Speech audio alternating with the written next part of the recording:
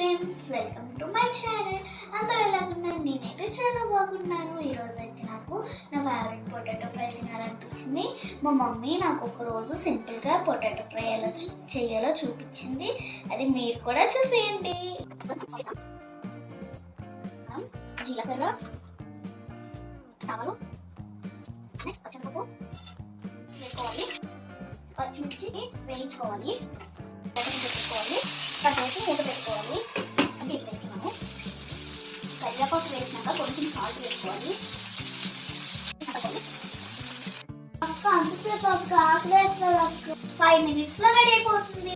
నానేసుకొని మూత పెట్టుకుంటే ఇలా 5 minutes వేయించుకోవాలి. Tasty potato fry ready. చూడండి ఎంత కలర్ఫుల్ ఉంది కదా. మీరు కూడా ట్రై చేసి ఎలాగుందో చెప్పండి. అసలుకి మా తమ్ముడు కాకలేస్తుంది. నెక్స్ట్ వీడియోలో కలుద్దాం. బాయ్.